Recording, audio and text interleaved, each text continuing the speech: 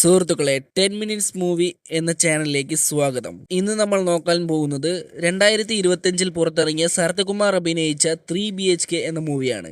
ആദ്യം തന്നെ നായകനും തന്റെ ഫാമിലി ഒരു വാടക വീട്ടിലേക്ക് ഷിഫ്റ്റ് ചെയ്തു വരുന്നതാണ്. ഇതിലെ മെയിൻ ക്യാരക്ടേഴ്സ് എന്ന് പറയുന്നത് നായകനും തന്റെ ഭാര്യയും പിന്നെ 2 മക്കളും. വീട്ടിലേക്ക് കയറി വന്നതും അവരുടെ മക്കൾക്ക് ഇതിൽ അത്ര താല്പര്യമില്ല, എന്നാലും അവർ അവിടെ തന്നെയാണ് താമസിക്കുന്നത്. പിന്നെ വീട്ടുടമസ്ഥ വന്ന് കാര്യങ്ങളൊക്കെ തിരക്കി വെള്ളമൊക്കെ നോക്കി ഉപയോഗിക്കണം, അങ്ങനെ ഇങ്ങനെയൊക്കെ വന്ന് പറയുന്നു. അതിൽ അവർക്കൊരു വിഷമം ഉണ്ടായിരുന്നു. പിന്നീട് അവർ വൈകുന്നേരം സംസാരിച്ച് ഒരു വീട് വാങ്ങണമെന്ന് തീരുമാനിക്കുന്നു. നായകന്റെ കയ്യിൽ ഒരു 7 ലക്ഷം രൂപ സേവിങ്സ് ഉള്ളതായും നായകന് സ്വന്തം ഏരിയയിൽ വാങ്ങണമെന്നാണ് ആഗ്രഹം. പക്ഷെ ഇനി അത് വെയിറ്റ് ചെയ്യാൻ കഴിയില്ല പറഞ്ഞിട്ട് സിറ്റിക്ക് ഔട്ടറിലായാലും വാങ്ങാമെന്ന് തീരുമാനിക്കുന്നു. പിന്നീട് അവർ 1-2 സ്ഥലങ്ങളും വീടുകളൊക്കെ നോക്കിയിട്ട് വന്ന് പിന്നെ പറയാമെന്ന് തിരിച്ചു വരുന്നു. പിന്നീട് ഒരു 7-8 വർഷം കഴിഞ്ഞ് അതേ സ്ഥലങ്ങൾക്ക് ഒന്ന് അന്വേഷിച്ച് നോക്കുമ്പോൾ ഒരു വീട് വാങ്ങാൻ മിനിമം 15 ലക്ഷം രൂപയെങ്കിലും വേണമെന്ന് ബിൽഡർ പറയുന്നു. ഇത് കേട്ട് നായകന് നല്ല വിഷമം തോന്നിയിരുന്നു. തന്റെ കയ്യിൽ വെറും 7 ലക്ഷം രൂപ മാത്രമേ ഉള്ളൂ, ഇത്രയും പൈസക്ക് ഇനി എന്ത് ചെയ്യുമെന്ന് ആലോചിക്കുന്നു. അപ്പോഴാണ് നായകന്റെ മകൾ വന്ന് ഒരു ഐഡിയ പറയുന്നു. നമ്മൾ മാസാമാസം ഒരു നിശ്ചിത എമൗണ്ട് സേവ് ചെയ്ത് ഇതേ ഏരിയയിൽ തന്നെ ഒരു വീട് വാങ്ങാമെന്ന് തീരുമാനിക്കുന്നു. ഇത് കേട്ടതും എല്ലാവർക്കും സന്തോഷമായി. ആ ഗോളിന് വേണ്ടി ഓടാൻ തയ്യാറാവുന്നു. പിന്നീട് ഒരു ദിവസം മകന്റെ സ്കൂളിൽ നിന്നും വിളിക്കുന്നു. മകൻ നേരാവണ്ണം പഠിക്കുന്നില്ല, മാർക്സ് ഒക്കെ ഭയങ്കര കുറവാണെന്ന് പറഞ്ഞിട്ട് മകൻ പറയുന്നു, ക്ലാസ് ഭയങ്കര ടഫാണ്, എനിക്ക് ട്യൂഷൻ ചേരണം, മാസാമാസം 1000 രൂപ ഫീസ് വേണമെന്ന് പറയുന്നു. നായകൻ മാസാമാസം ഈ സേവിങ്സിന്റെ കാര്യം പറഞ്ഞ് അത് നിഷേധിക്കുന്നു. പിന്നീട് അവൻ ടെറസിന്റെ മേലിരുന്ന് പഠിക്കുമ്പോൾ ഉടമസ്ഥന്റെ മോള് വന്നിട്ട് തിരിച്ചുപോയി.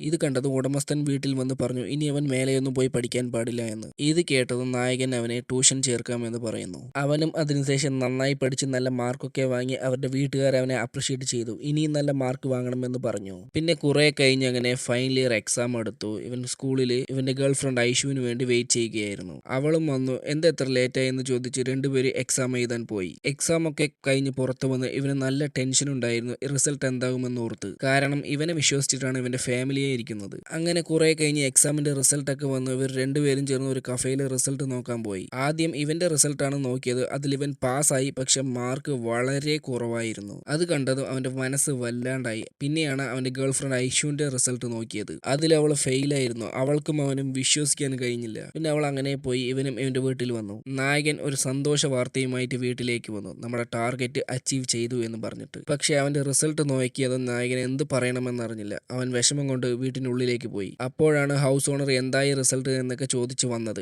അപ്പോൾ നായകൻ ദേഷ്യപ്പെട്ട് അയാളെ ആട്ടിവിട്ടു. പിന്നീട് ഫാമിലിയിൽ എല്ലാവരും തീരുമാനിച്ചു ഇവന്റെ പഠിത്തത്തിന് വേണ്ടി ആ പൈസ ചെലവാക്കാമെന്ന്. അങ്ങനെ വീടിന്റെ കാര്യത്തിനായി വീണ്ടും 2 വർഷം തള്ളിയിട്ടു. ഹൗസ് ഓണറിനെ ചീത്ത പറഞ്ഞതിന് അയാൾ വീട് ഒഴിയാൻ പറഞ്ഞ് അവർ വേറെ വീട്ടിലേക്ക് താമസം വരുന്നു. വീണ്ടും ഒരു 2 വർഷം ടാർഗറ്റ് വെച്ച് ആ ഫാമിലി മൊത്തം ഓടാൻ തുടങ്ങുന്നു. അങ്ങനെ ചേർത്തി വെച്ച പൈസയൊക്കെ എടുത്ത് കോളേജിലേക്ക് അഡ്മിഷൻ വാങ്ങാൻ പോകുന്നു.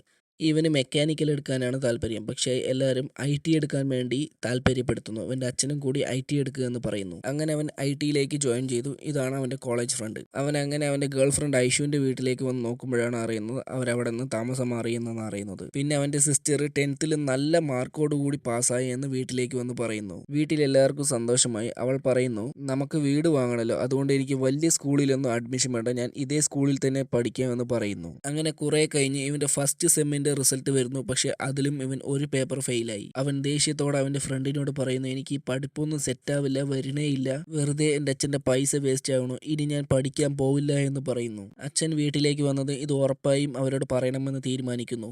അപ്പോഴാണ് അവൻ്റെ അച്ഛൻ സങ്കടത്തോടു കൂടി വീട്ടിലേക്ക് വരുന്നത്. എന്താണെന്ന് ചോദിച്ചപ്പോഴാണ് പറയുന്നത്, നായകൻ തൻ്റെ ഓണറുടെ അടുത്ത് 5 ലക്ഷം രൂപ കടം വാങ്ങി ആ ബിൽഡറിനെ കാണാൻ പോയി വീട് വാങ്ങാനായിട്ട്. മൊത്തം പണം 15 ലക്ഷം രൂപയായിട്ട്. അപ്പോഴാണ് ബിൽഡർ പറയുന്നത്, അടുത്ത് IT കമ്പനികളൊക്കെ വരുന്നത് കൊണ്ട് റേറ്റ് ഒക്കെ വളരെ കൂടി, മിനിമം 25 ലക്ഷം രൂപയെങ്കിലും വേണമെന്ന് പറയുന്നു. എന്നിട്ട് നായകൻ വിഷമത്തോടു കൂടി പറയുന്നു, ഞാൻ തോറ്റാലും എൻ്റെ മകനുണ്ട്, അവൻ എന്തായാലും ജയിച്ചോളും എന്ന് പറയുന്നു. ഇത് കേട്ടതും അവനൊന്നും പറയാൻ തോന്നിയില്ല. വീണ്ടും കോളേജിലേക്ക് പോയി എന്തായാലും പഠിച്ച് ജയിക്കണമെന്ന് തീരുമാനിക്കുന്നു. എങ്ങനെയെങ്കിലും പാസ്സാകണമെന്ന് തീരുമാനിക്കുന്നു. അങ്ങനെ ഇവനും ഇവൻ്റെ ഫ്രണ്ടും രാവിലെ കോളേജ്, വൈകുന്നേരം കമ്പൈൻ സ്റ്റഡി എന്ന് പറഞ്ഞ് ലേത്ത് വർക്ക്ഷോപ്പിൽ ജോലിക്ക് പോകുന്നു. നായകൻ ഒരു കമ്പനിയിലെ അക്കൗണ്ടന്റായിട്ടാണ് ജോലി ചെയ്യുന്നത്. നായകൻ തൻ്റെ ഓഫീസിലേക്ക് വരുമ്പോൾ ടേബിളിൽ ഒരു കമ്പ്യൂട്ടർ കാണുന്നു. എന്തിനാ കമ്പ്യൂട്ടർ വെച്ചതെന്ന് ഓണറോട് ചോദിച്ചപ്പോൾ ഓണർ ഉണ്ടായിരുന്നില്ല. പകരം ഓണറുടെ മകനാണ് ഉണ്ടായിരുന്നത്. എന്താണെന്ന് വെച്ചാൽ ഓണർക്ക് സുഖമില്ല, അതുകൊണ്ട് ഇപ്പോൾ മകനാണ് ടേക്ക് ഓവർ ചെയ്യുന്നത്. നായകൻ പറഞ്ഞു, എനിക്ക് കമ്പ്യൂട്ടർ ഒന്നും അറിയില്ല. പക്ഷേ ഓണർ സമ്മതിച്ചില്ല. ഇനി 1 മാസത്തിനുള്ളിൽ കമ്പ്യൂട്ടർ പഠിച്ചില്ലെങ്കിൽ നിങ്ങൾക്ക് ജോലി ഉണ്ടാവില്ല എന്ന് പറഞ്ഞു. നായകൻ ഇത് വിഷമത്തോടെ വീട്ടിൽ വന്ന് പറയുന്നു. പക്ഷെ നായകന്റെ മോള് ഇതൊന്നും കുഴപ്പമില്ല, ഞാൻ നോക്കിക്കോളാം എന്ന് ഒരു കമ്പ്യൂട്ടർ സെന്ററിലേക്ക് കൊണ്ടുപോകുന്നു അച്ഛനെ. എന്നിട്ട് കറക്റ്റ് 1 മാസത്തിൽ തന്നെ ടാലി പഠിച്ച് അതിന്റെ സർട്ടിഫിക്കറ്റും വാങ്ങുന്നു. പിന്നെ ഇങ്ങനെ കുറെ ദിവസങ്ങൾ കഴിഞ്ഞ് നായകന് ചെറുതായിട്ട് ഒരു അറ്റാക്ക് വരുന്നു. അവരത്രയും പെട്ടെന്ന് ഹോസ്പിറ്റലിലേക്ക് കൊണ്ടുപോയിട്ട് സർജറി ചെയ്യണം എന്ന് പറഞ്ഞ് സർജറിയൊക്കെ നന്നായി ചെയ്ത് അവൻ ക്യൂറായി വരുന്നു. നായകൻ കണ്ണു തുറന്നതും തന്റെ മോനോട് ചോദിക്കുന്നു എത്ര പണം ചെലവായെന്ന്. തന്റെ സേവിങ്സ് മൊത്തം ചെലവായെന്ന് അറിഞ്ഞപ്പോൾ നായകന് അത് സഹിക്കാൻ പറ്റിയില്ല. നായകൻ ഒരാഴ്ച കഴിഞ്ഞതും വീണ്ടും ജോലിക്ക് പോകാൻ തുടങ്ങി. ജോലിക്ക് പോയപ്പോഴാണ് അറിഞ്ഞത് തന്റെ മുതലാളി മരിച്ച കാര്യം. അപ്പോൾ അദ്ദേഹത്തിനും പേടി തോന്നി, ഞാൻ മരിക്കുന്നതിന് മുമ്പ് എങ്ങനെയെങ്കിലും വീട് വെക്കണമെന്ന്. അതിനായി അദ്ദേഹം വീണ്ടും ഒരു ബിൽഡറെ നോക്കിയിട്ട് വന്നു. അപ്പോൾ പൈസ കടം ചോദിക്കാൻ വേണ്ടി തന്റെ അനിയന്റെ അടുത്ത് പോയി. പക്ഷെ അയാൾ പറയുന്നു, നിന്റെ മെഡിക്കൽ കണ്ടീഷൻ ഇത്തിരി മോശമായ അവസ്ഥയിൽ ഞാൻ എങ്ങനെയാണ് ഇത്രയും വലിയ തുക തരിക. അപ്പോൾ നായകൻ പറയുന്നു, എന്റെ മകൻ ഈ വർഷം കോളേജ് കഴിഞ്ഞ് എന്തായാലും ജോലിക്ക് പോകും, അപ്പോൾ ആ പൈസ എന്തായാലും തിരിച്ചു വരുമെന്ന് പറയുന്നു. അപ്പോൾ അദ്ദേഹം പറയുന്നു, നിന്റെ മകന് ജോലി കിട്ടി, അപ്പോയിന്റ്മെന്റ് ഓർഡർ എടുത്തിട്ട് വാ, ഞാൻ പൈസ തരാമെന്ന് പറയുന്നു. ഇത് കേട്ട് ഇവൻ ഷോക്കായി, എങ്ങനെയെങ്കിലും നമ്മൾ ജോലി വാങ്ങണമെന്ന് വിചാരിക്കുന്നു. അങ്ങനെ കുറെ കോളേജ് കഴിഞ്ഞ് കുറെ ക്യാമ്പസ് ഇന്റർവ്യൂലൊക്കെ അറ്റൻഡ് ചെയ്ത് പക്ഷെ ഒന്നും കിട്ടുന്നില്ല.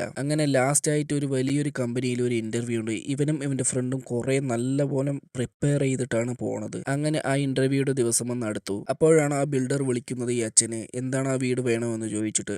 അദ്ദേഹം പറയുന്നു, ഇന്ന് എന്തായാലും കൺഫേം ചെയ്യാമെന്ന് പറയുന്നു. അങ്ങനെ ആ ഇന്റർവ്യൂ അറ്റൻഡ് ചെയ്തു. പക്ഷേ അതിലും റിജക്ഷൻ ആയിരുന്നു. എന്താണെന്ന് കാരണം ചോദിക്കുമ്പോൾ അവർ പറയുന്നത്, ബുക്ക് ബൈഹാർട്ടായിട്ട് അങ്ങനെ വന്ന് ഒപ്പിക്കുന്നവരെ അവർക്ക് ആവശ്യമില്ല എന്ന് പറയുന്നു. ആ മൊത്ത കോളേജിൽ ഇവന്റെ ഫ്രണ്ടിനെ മാത്രമാണ് സെലക്ട് ചെയ്തത്. ഇത് കണ്ടതും അവന് സന്തോഷമായി. ഇന്റർവ്യൂ കഴിഞ്ഞിട്ട് വീട്ടിലേക്ക് വന്നു. അവർക്ക് മനസ്സിലായി അവന്റെ അച്ഛൻ ആ ബിൽഡർക്ക് വിളിച്ച് വീട് വേണ്ട എന്ന് പറഞ്ഞു.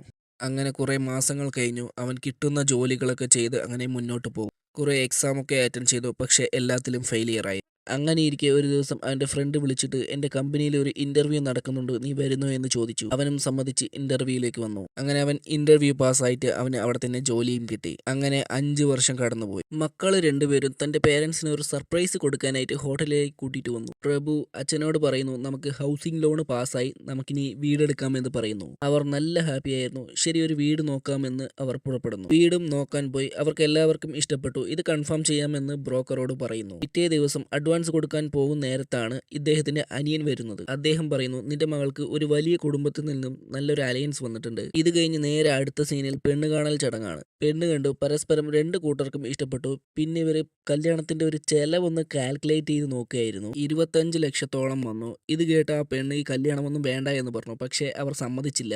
വീടൊക്കെ നമുക്ക് പിന്നെയും വാങ്ങാം എന്ന് പറഞ്ഞ് ആ ലോൺ എമൗണ്ട് കല്യാണത്തിലേക്ക് ചെലവാക്കി. അങ്ങനെ കല്യാണവും കഴിഞ്ഞു. അങ്ങനെ കുറച്ച് ദിവസം കഴിഞ്ഞ് ഓഫീസിലിരിക്കുമ്പോൾ അവന്റെ അച്ഛൻ വിളിച്ച് വീട്ടിലേക്കൊന്ന് വരാൻ പറഞ്ഞു. അച്ഛനും വന്ന് ഇവനോട് പറയാണ്, നിനക്ക് വലിയ വീട്ടിലൊരു ആലോചന വന്നിട്ട് നീ കല്യാണം കഴിക്കണമെന്ന്. പക്ഷെ അവൻ അതിന് സമ്മതിച്ചില്ല, ലോണ് കാര്യങ്ങളൊക്കെ ഉണ്ടെന്ന് പറഞ്ഞിട്ട്. പിന്നെ ഒരു 6 മാസം കഴിഞ്ഞിട്ട് കാണിക്കുകയാണ് ആ കല്യാണവും ഉറപ്പിച്ചു. ഇവരൊരു തുണിക്കടയിൽ ഡ്രസ്സ് എടുക്കാൻ വേണ്ടി വന്നിരിക്കുന്നു. ഡ്രസ്സ് സെലക്ട് ചെയ്തിരിക്കുമ്പോഴാണ് അവന്റെ ആ പഴയ ഗേൾ ഫ്രണ്ടിനെ കണ്ടത് അവൻ എന്ത് പറയണമെന്ന് അറിഞ്ഞില്ല. പരസ്പരം 2 പേരും അങ്ങനെ ഷോക്കായി നിൽക്കുകയാണ്. ഇവരൊക്കെ ഉള്ളത് കൊണ്ട് അവളോട് സംസാരിക്കാൻ കഴിഞ്ഞില്ല. ഷോപ്പിംഗ് ഒക്കെ കഴിഞ്ഞ് എല്ലാവരും പോയതിനു ശേഷം ഇവൾ വരുന്നവരെ, ഷോപ്പ് ക്ലോസ് ചെയ്യുന്നവരെ പുറത്ത് തന്നെ ഇവൾക്ക് വേണ്ടി ഇവൻ വെയിറ്റ് ചെയ്തു. അവൾ വന്നതിന് ശേഷം 2 പേരും നടക്കാൻ തുടങ്ങി. അവളുടെ കാര്യങ്ങളൊക്കെ അവനോട് പറഞ്ഞു. വീട്ടിൽ പേരൻസ് എന്നും വഴക്കായിരിക്കും, അതുകൊണ്ട് തന്നെ എനിക്ക് പഠിക്കാൻ പറ്റില്ല. അങ്ങനെ ഞാൻ ഈ ഒരു അവസ്ഥയിലായി. 2 പേരും അങ്ങനെ നടന്ന് പിരിഞ്ഞു പോകാൻ നേരത്ത് അവൻ തിരിഞ്ഞു വന്ന് അവളോട് ചോദിച്ചു, നമുക്ക് കല്യാണം കഴിച്ചാലോ എന്ന് ചോദിക്കുന്നു. അവൾക്കും ഇവനെ ഇഷ്ടമാണ്. നേരെ ഇവന്റെ വീട്ടിൽ വന്ന് അവതരിപ്പിച്ചു. പക്ഷേ അവന്റെ അച്ഛൻ ഇതിൽ ഇഷ്ടമില്ല.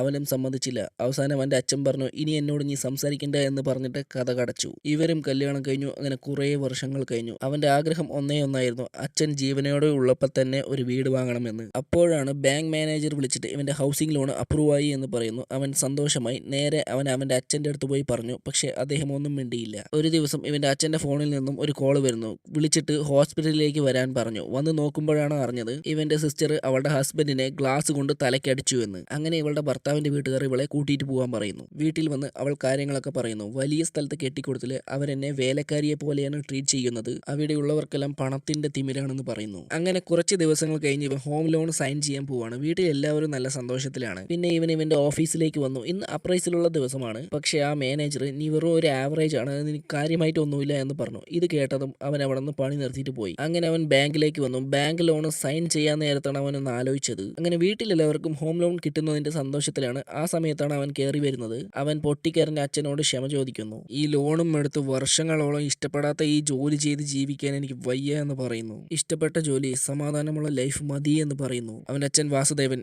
ഇനി ഈ വീട്ടിലാരും വീടിനെ പറ്റി സംസാരിക്കണ്ട എന്ന് പറയുന്നു. എല്ലാവരും സങ്കടത്തോടെ പിരിഞ്ഞു പോകുന്നു. പിറ്റേ ദിവസം രാവിലെ അവൻ അവന്റെ അച്ഛനോട് വന്ന് പറയുന്നു, ഞാൻ ഇനി മെക്കാനിക്കൽ ഫീൽഡിലാണ് പോകുന്നതെന്ന്. അവന്റെ സിസ്റ്ററും വന്ന് പറയുന്നു ഡൈവേഴ്സ് അപ്ലൈ ചെയ്യാമെന്ന്. രണ്ടുപേരും ലൈഫ് റീസ്റ്റാർട്ട് ചെയ്യാന്നൊരു മൈൻഡ് സെറ്റിലാണ്. അങ്ങനെ അവൻ ആ സ്കൂളിൽ പഠിക്കുമ്പോൾ ജോലിക്ക് പോയ അതേ സ്ഥലത്ത് ജോലിക്ക് വരുന്നു. അവൻ ആ ജോലിയിൽ സന്തോഷമായിട്ട് മുന്നോട്ട് പോകുകയാണ്. അങ്ങനെ വർഷങ്ങൾ കടന്നു പോകുന്നു. ഇവളുടെ സിസ്റ്റർക്കും ഒരു നല്ലൊരു ബാങ്കിൽ ജോലി കിട്ടി. ഇവനും ഈ ഫീൽഡിൽ നല്ലൊരു പൊസിഷനിലേക്ക് എത്തിച്ചേർന്നു. അങ്ങനെ ഇവരുടെ പേരൻസിനും നല്ല പ്രായമായി. ഇന്ന് ഇവരുടെ വെഡ്ഡിങ് ആനിവേഴ്സറി ആയിരുന്നു. അതിന് പിള്ളേർ സർപ്രൈസിന് കൊണ്ടുപോവുകയാണ് കേട്ടോ. അങ്ങനെ പോകുമ്പോഴാണ് ഇദ്ദേഹം സ്വന്തമായി ഒരു വീട് വാങ്ങണം എന്നാഗ്രഹിച്ച ആ ഏരിയയിൽ കൂടെയാണ് വണ്ടി പോകുന്നത്. അങ്ങനെ ആ ഏരിയയിലെ ഒരു ഫ്ലാറ്റിന്റെ മുന്നിൽ പോയി വണ്ടി നിന്നപ്പോഴാണ് അദ്ദേഹത്തിന് മനസ്സിലായത് അങ്ങനെ വാസുദേവന്റെ സ്വപ്നമായിരുന്ന ഒരു സ്വന്തം വീട് അവർക്ക് കിട്ടി. അങ്ങനെ അവരുടെ സ്വന്തക്കാർ, ബന്ധുക്കാർ എല്ലാവരെയും വിളിച്ച് നല്ലൊരു ഹൗസ് വാമിംഗ് നടത്തി. ഈ സിനിമ ഇതോടെ അവസാനിച്ചു.